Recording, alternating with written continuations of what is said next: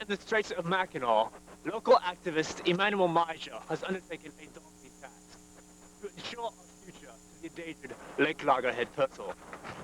Armed with only a digging stone, a pen, and his discarded big razor, Major intends to single-handedly bring back what our collective efforts have all but destroyed.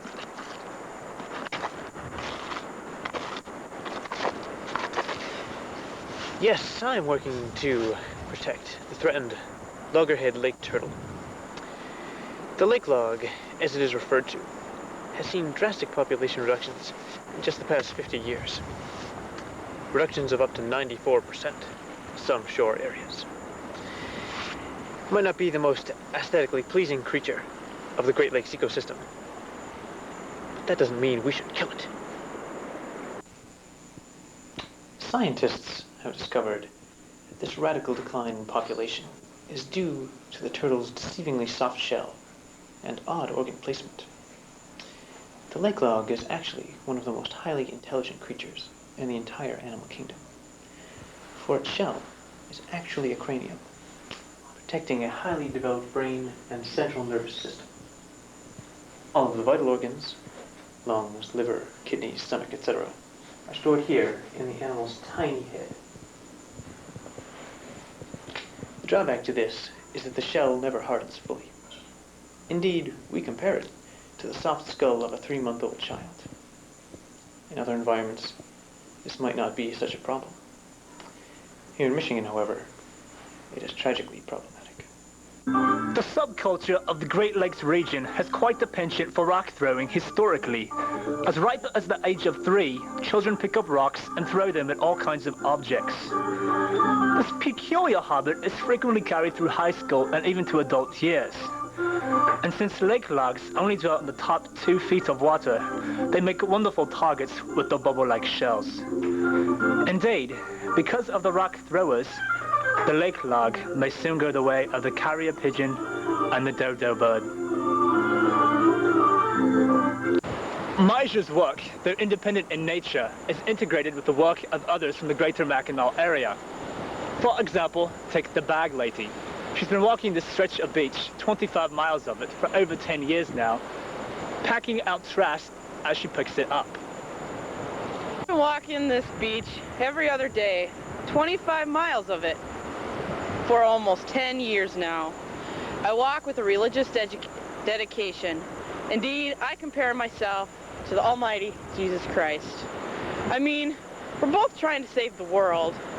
While he lucked out, was born in the Middle East, looked mighty handsome, had followers, and an entire region to work with, I got nothing but this stinky beach. But it's God's challenge, and I'm a good person. In the natural world, an omnivore, which means that it'll eat just about anything. But things like Doritos and Skittles, they're not part of its natural diet. So these things need to be removed from our beach. That's my job, and that is my calling. She got her start picking up trash as a child. She was at the shore for a day, not far from this very beach, when a gust of wind came up and blew her father's empty Pops can towards the water. She chased it. Every time she caught up with it and was about to grab it, the wind would gust back up. Finally, she caught it in the water and was so happy. One time of year proved particularly enjoyable for me. Well, maybe 2 times. Christmas time and lake log mating season.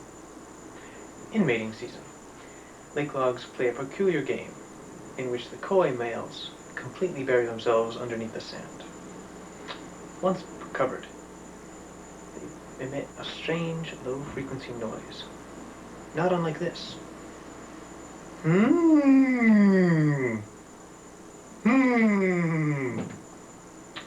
This noise can be made for days, sometimes weeks, before a female is close enough and interested enough to locate a mate. The male and female lake logs have an elaborate 10-hour mating ceremony. 9 1/2 hours of intimate touching, bugling, and an ancient biologically choreographed dance precede an indulgent half-hour of steamy coital activity. In the end, the female lays 2 to 5 golf ball-sized eggs into the hole where the male is hiding. Then she scurries to the water as the male fertilizes them externally.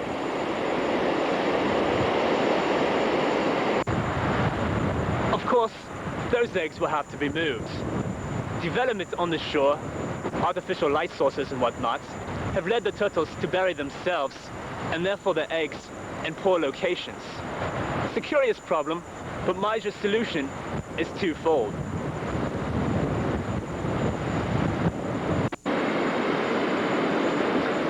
Firstly, there is community drive to move the eggs. Every March, as many as 8 or 9 dozen volunteers spread out along more than 25 miles of shore to move the fragile eggs. Digging them up with rocks, they move them to locations Maija has previously marked. Then, using a rock, often the very same rock, they bury the eggs 4 to 8 inches under the surface. It's my 3rd year moving these delicate eggs. It's like the passage of spring. Birds start to sing, shoots come off the branches, and I dig up things with rocks. It's not especially challenging, very interesting, nor particularly rewarding, but I do it anyway, for one reason. I like to dig up things with rocks. Secondly, Maija has learned to use the rock-throwing inclinations and talents of the indigenous youth to greater benefit. This has been accomplished by a covert ad campaign encouraging rock-throwing at street lights along the water's edge. By eliminating this artificial light source from the lakeside, the lake-like turtles have a much better chance to successfully partake in their reproductive cycle. Why do I throw rocks?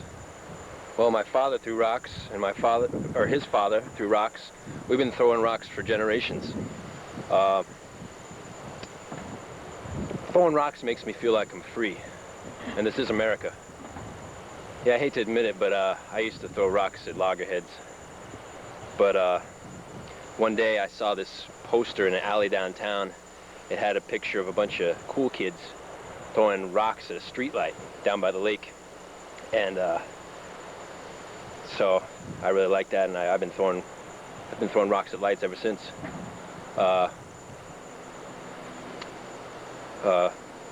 Yeah.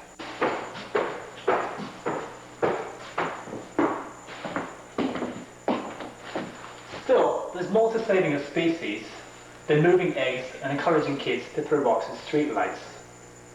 Mainly, we're talking about propaganda.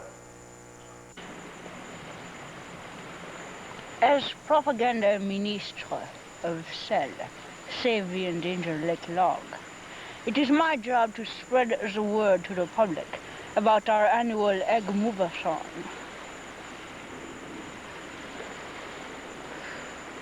Last year's event was sponsored by Anheuser-Busch. It was called Eggs and Kegs. It was a hit. But due to some overconsumption, a few of the eggs were victims to certain mishaps, and many eggs did not make it to their destination.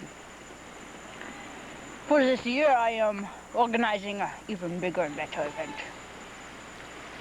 All I can say is that it will be a smash. Oh!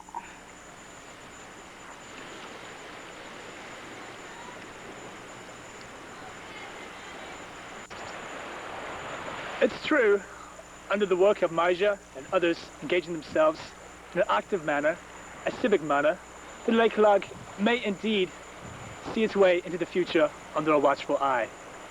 From Mackinac, Michigan, I'm Charles Phalanges, BBC News.